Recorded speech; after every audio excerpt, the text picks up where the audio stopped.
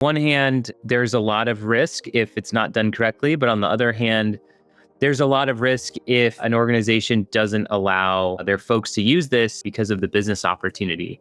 I think, there's a lot of new frameworks coming out from a security compliance standpoint when it comes to AI, but where we've started at Modern Health, I think that this is really an organizational attitude that, hey, these tools are really important. So we're going to invest the time, especially from a security and compliance standpoint, to make sure that employees have tools that they can use in a safe manner. Hey everyone, and thanks for listening to another episode of The Future of Data Security. Today I'm speaking with Michael Hensley, Director of Cybersecurity at Modern Health. Michael, thank you so much for coming on today. Thanks for having me. Fantastic. You have a really interesting background. I was looking at your LinkedIn. You've been involved in big time software development, technology startups, and more recently in the healthcare space. Can you speak a little bit about your background and how you transitioned to protecting health data today? Sure. So I'll start when I was in my early 20s. What doesn't show on LinkedIn is that I was a professional musician. I was a guitar player. I guess I still play the guitar. But a couple of years in, I was the poor kind of professional musician. So I decided to go back to school. My dad was actually a software engineer. So I was like, hey, software engineering, that pays pretty well. So went back to school, got a job as a full stack software engineer at CDK Global. They make car dealership software. And so while I was there, I was a software engineer for a couple years. And then I met one of my really good friends and mentors who was on the cybersecurity team there. And they had an opening. And he thought, based on a meeting I was in with him, I'd asked him a lot of questions at the end because we had a couple minutes left before the meeting was supposed to be over. So I was asking him about how he got into cybersecurity.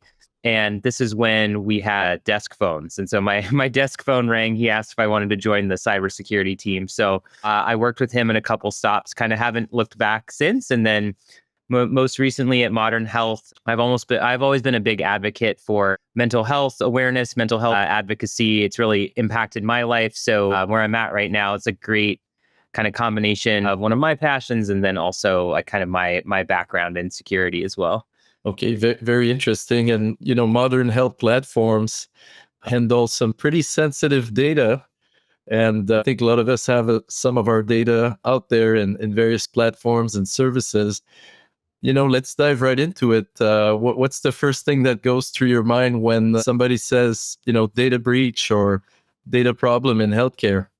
One of the reasons I like working in this space is that I feel like I'm impacting real people. And so the first thing that I hear when someone says data breach in healthcare is there's that other side of the coin. There's that real impact for folks who trust an institution or an online platform like Modern Health. If there's any sort of data breach at your local doctor's office or anywhere else where you have patient records, that's some really sensitive data. And it's also data that's very private as well. And so when I hear that, I not only think about like the impact in terms of monetary for that business, but also like the real people that are affected. Because one of the reasons that I come to work and my team does what they do is that we are trying to help people's lives for the better, but then we're also protecting that data because there could be a real adverse impact to those people if that data is ever breached. I tend to work with a lot of banks, governments. We have a few healthcare clients, and I totally resonate with the importance of that mission and that, additional layer that becomes a consideration. But when it comes to healthcare, is there a fundamental difference from other industries? What are the main differences based on your experience? Yeah, I think you have a lot of the same challenges so Modern Health is we're a B2B SaaS company. So for the healthcare technology companies that are kind of in that SaaS space, you have all your normal cybersecurity challenges that you'd have in an organization, but you layer on the fact that there's this very compliant environment. So we're under HIPAA. There's a lot of new regulations for the US in terms of the privacy space, which can be a real advantage. But I would say that the main difference is that you are operating in an environment where there's just a lot more scrutiny because there's a lot of different laws and regulations that govern what we do. And so on one hand, that's good because it kind of helps shape our practice a little bit. You don't have to get as much buy-in. It's a lot different conversation to tell an executive leadership team, hey, here's our biggest risk and here's how to solve it versus, hey, HIPAA says that we need to do X, Y, and Z in order to stay compliant with the law and in order to stay operating. So that conversation can be a little different, but I'd say there's also some challenges there too, because everything that you do, whether it's product development or anything else for an organization, there's just these extra steps that you have to go through to make sure that you're complying with those regulations. Talking about the what you said, HIPAA says, right? What do you think are the biggest misconceptions people have about HIPAA compliance? I did not have any experience kind of either being on a team or leading a team that was under HIPAA regulations. I think the main interesting thing for me and probably the biggest misconception is that it's a pretty flexible law. There are some very like specific targeted things that you need to do, like not just on the legal side, but specifically in the cybersecurity space. But to some extent, it really is up to the company, depending on what space you're in, to make sure that you're following these laws. So, with flexibility comes a little bit of ambiguity too. So that can be a challenging thing. It would be a lot easier if HIPAA said you have to do these 12 exact things and then you're compliant. But some of the regulations are very general. And so depending on what business you're in or, kind of what your product line is, or if you are a doctor's office versus a platform like ours, that can either be an easier thing to achieve compliance for a specific subsection of the regulation, or it can be much harder. What's the most challenging area with HIPAA? I think that for a company like Modern Health, this is my opinion. I mean, maybe the people on the internet will give me feedback that I'm wrong, but the regulations, I would say, on the security space are fairly straightforward. In what you have to do and what you have to protect. I think the biggest challenge is more of a business challenge. You have these legal and security regulations. And if you work at a company like Modern Health, we are kind of a later stage, like startup, getting to the point where, we have company goals for the next 3 to 5 years. But HIPAA is always going to be shaping our roadmap and also potentially adding development time, adding, time to release product. Because a lot of our product team, they have to work with legal, they have to work with myself and my team. And so I think the biggest challenge is more, I'm lucky to work at a place like Modern Health where their people are bought into the security and the compliance aspect. But the biggest challenge is more on how do we keep velocity going as a startup while also not kind of stepping on these regulations. And so that's something that we're always talking about internally, always trying to kind of fix processes or get ahead of things. But I think that's the biggest, challenge of working in kind of a compliance space is that there's just a lot you have to make sure to do every time you release a product. When you're a startup, you want to go as fast as possible. So still trying to do that, but then also kind of holding the compliance and security on the other hand. So that balancing act between, okay, let's go, guys. We got to build the product quick and all the other obligations. Speaking of that, I've been really impressed with telehealth and telemedicine and all the options now that we have to get services through mobile, through various means without having to go to the hospital. I think if anything, that was a blessing from the whole pandemic is now these services are so advanced and so practical. Has that changed security strategies? How does that affect security, this postmodern telehealth era? Yeah, I think there's definitely been some real positives, like you said, in the healthcare space.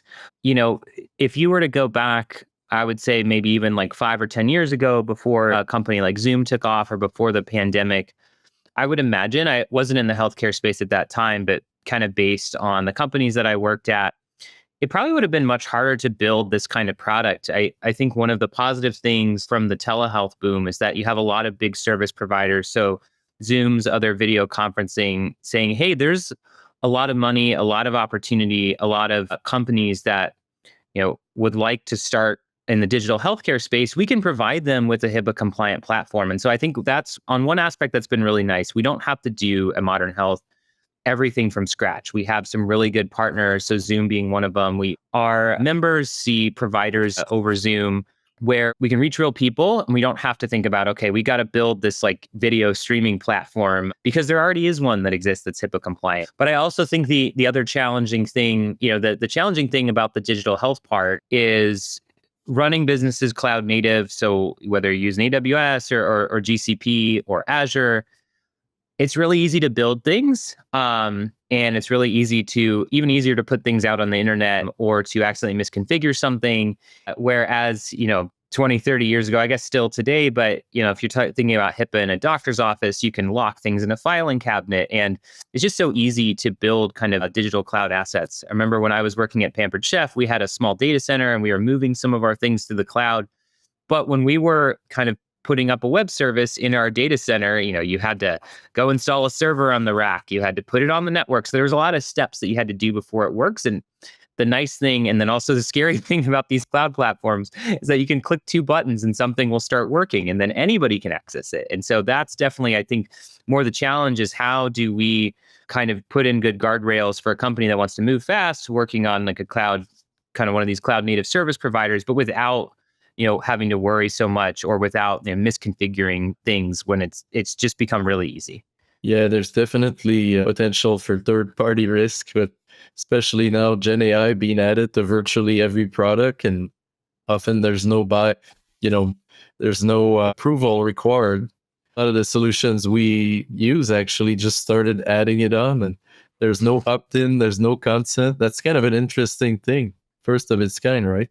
Yeah, the Gen AI boom has been amazing. I'm still in shock, just like as a person, about how incredible this technology is. I definitely think it's a technology shifter. I'm not saying anything that I don't think a lot of other people believe, but I think you're right. I think that this is one of those technologies where people see so much potential. And if you're working on something and you could have an OpenAI or an Anthropic, if you could just go chat and ask it to do something. Oh, hey, I have to write these reports that take me multiple days. Well, the AI can do it in an hour. And then now you're thinking about, you accidentally upload sensitive data that you didn't think about twice. And so I feel like AI is this supercharged kind of old problem around these kind of unmanaged data systems where you hear security, the kind of one of the buzzwords in like kind of the security DLP space is shadow IT, where folks at companies will use kind of applications that maybe aren't kind of sanctioned by the organization or don't have the proper legal agreements or don't have security sign off. And so AI is kind of like a supercharged version of that. You have this really incredible tool that people smartly will think, hey, I can do my work so much faster. And so I'm just going to, especially at a startup, the startup mentality is get it done, be scrappy, make things happen with less. And so I think it's really tempting to just kind of use these tools. And so it really takes a lot of organizational buy-in and reminders to people that, hey, security and legal and other folks at the company who focus on compliance, we really want people to get an unlock by using these tools, but we also have to do it in like a secure and safety manner. But then to that extent, it's kind of a people problem, reminding people, especially at Modern Health, what the regulations are inside the company in terms of using certain apps. But yeah, it's definitely been a challenge, but an interesting one because there's just so much potential if we can do it in like a secure and compliant manner. I think you're bang on, and things are evolving so quickly. I'm talking to so many CISOs that talk about, the problems with shadow AI. And if as a big organization, you're not giving your employees the best tools, like you said, the benefits are so intense. Like you could do so much more, so much faster than ever before, that employees are tempted to use their own device. Some people email themselves stuff. And there's sort of a double-edged problem there where you got to be at the front of the parade. And if you're not, you're going to instantly be punished by shadow AI because these tools are so powerful, everybody wants to use it. Any thoughts on that?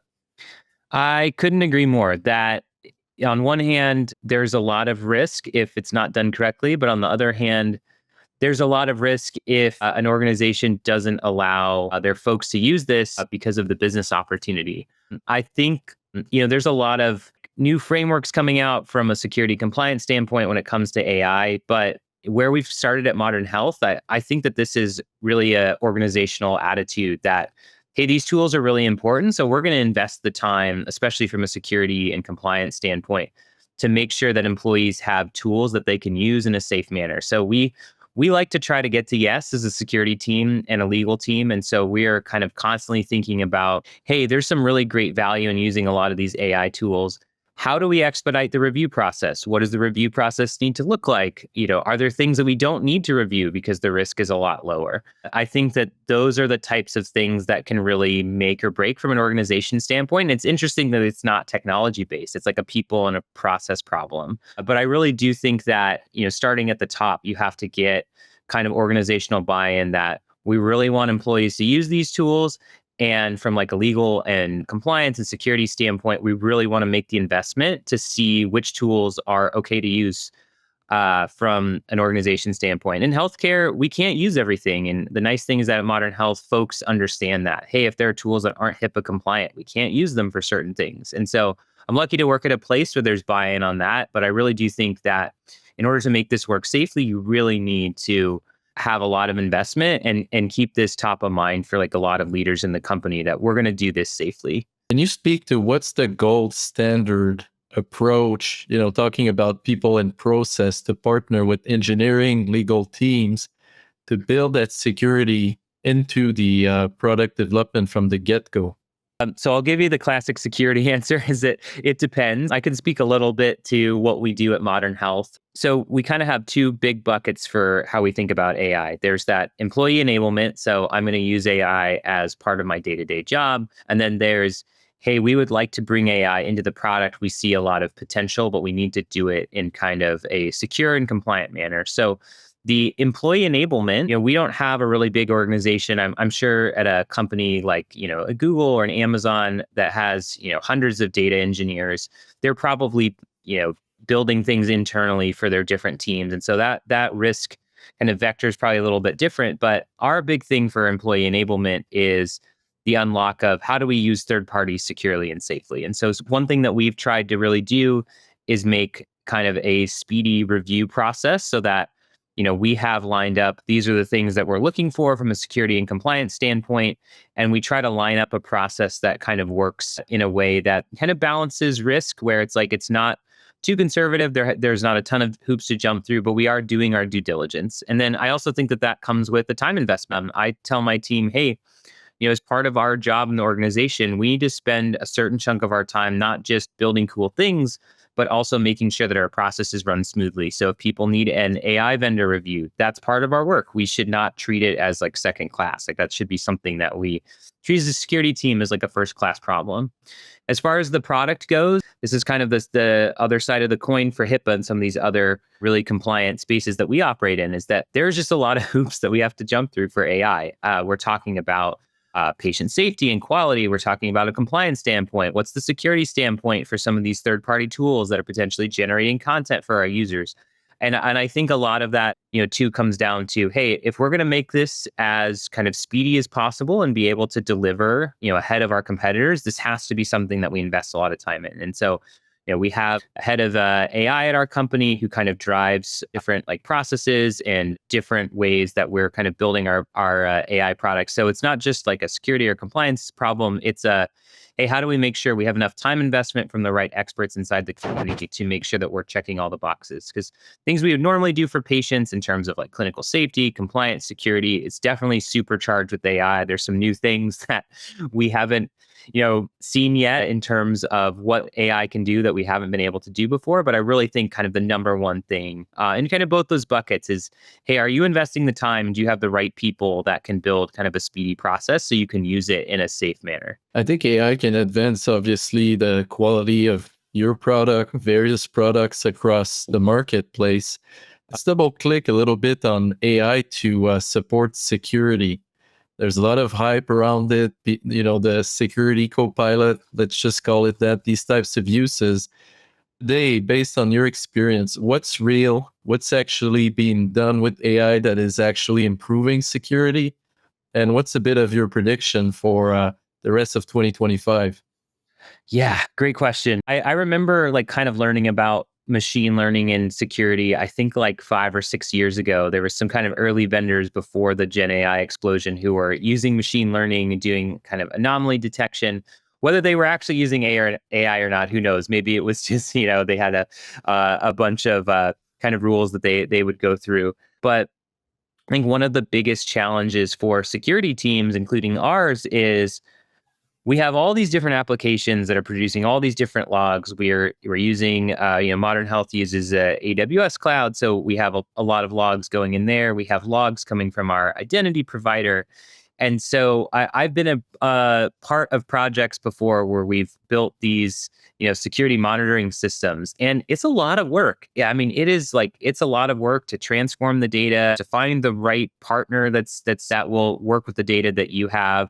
The thing I'm really excited about, I think, in the AI security space, and I think where this kind of goes beyond hype, because I know that there is some hype-based vendors. I don't have any off the top of my head, but I think the ones that are really going to land are the ones kind of in the detection space where AI can really look through the logs and answer questions about what's going on. I mean, I've been a part of security investigations where, we have something that's happening imminently, and spending hours going through logs and trying to do the right searching. The fact is that AI is really good at kind of analyzing things and being able to ask things in a human way. I wish I had that when I was doing that day in and day out. And so I think one of the places it's really going to land is really making kind of SOC teams or teams that are looking at logs or looking for anomalies like way more effective. And so for some of these vendors, I think part of it is kind of the same old, hey, I need a security vendor that can do this particular thing. There's still your classic, I need to get them into my environment, try them out, see how my team interacts with their team, how many alerts they're generating, are these alerts of high quality? But I really think that vendors who are really investing in AI to kind of supercharge the, hey, I need to know how many of these HTTP requests are coming from this like IP address. Instead of having to teach someone kind of complex query language, just being able to ask the AI a question, I think it is really going to help the next like 3 to 5 years. It's already happening now, but I think it's only going to get better. Yeah, that's a very good point. We're actually working on that ourselves. It's really existing system, but can we just go verbal and say, hey, I'm looking for this data, or I want to know which department has that much data, and just boom, having a query? That on its own is a pretty big enhancement. You could have anyone ask that question now. Yeah, I just remember, trying to learn like Splunk query language, or you go to a new company and they use a new logging system. So I'm like, oh, I knew how to do this at my last company, but now I don't. So hopefully in the future, I'm not saying there's anything wrong with kind of learning SQL queries or query languages to really get in deep. But I think for your kind of average analyst, especially like more junior folks, I feel like we can really unlock people who are younger in their career, because they'll just be able to talk to the AI in English and be like, hey, Yeah. give me all these events that have these conditions. Show me the source. That would have been so awesome when I was doing this day in and day out. English is the new query language. Exactly. There you go. You could, put that on a postcard or something. Talking about tools and vendors specific to data security, maybe what are some of the big pains right now, or things you wish were better addressed? Data security, I think, is such a large space, and with a lot of these privacy regulations, I know that companies are making investments in tracking and classifying the data that's in organizations in different places. I just want to continue to see more investment in there. I would love to eventually use high quality tools, and they may be out there already. So if you're listening and have a high quality tool that does this, reach out to me on LinkedIn. But I would love to see more investment in helping organizations really determine where all their data is, the classification process, making that super easy. We have tools like that at Modern Health, but they're a lot of work to kind of stand up and to go through and make high quality. So I think, especially, if AI can be an unlock, but just investing more in being able to kind of answer on the spot questions. Hey, I have this patient record. Show me all the data sources where it exists. So kind of more investment in helping security teams navigate, and privacy and compliance teams to navigate where the data is, how it's protected. And so I'm starting to see kind of more action in that space. I'm hoping there will continue to be kind of more investment there. If you were to give a piece of advice, maybe to a younger version of yourself or someone that's getting started in this space, one or two top pieces of advices, what would they be? Yeah, that's a great question. Number one, I would tell my younger self, security, I think, is just as much a people and process problem as it is a technology problem. Like when people think of cybersecurity, they think of people who wear hoodies and, work in a room with the lights off, and you're thinking about all this cool hacking stuff. I really think there's Definitely a place and a space for that. The technology investment in security is a really important one, whether you're, playing defense or whether you're working doing like penetration testing, for companies.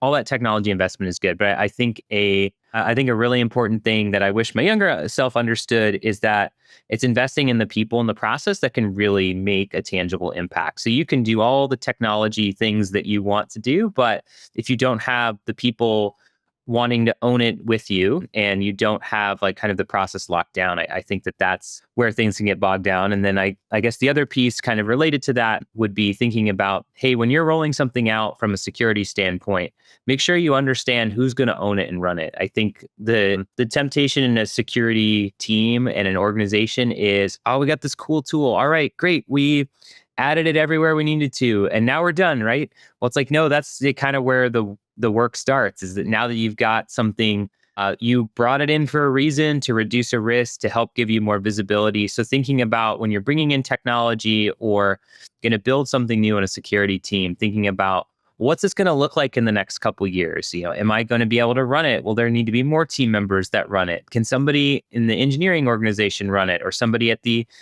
can somebody be an owner in another part of the company where it makes more sense? So really thinking about the future of what you're doing and not just focus on, I need to get this out the door. Yeah, right. Everyone's always excited about showcasing the latest innovation, the latest technology, but who's going to make that live in the organization? That's so true.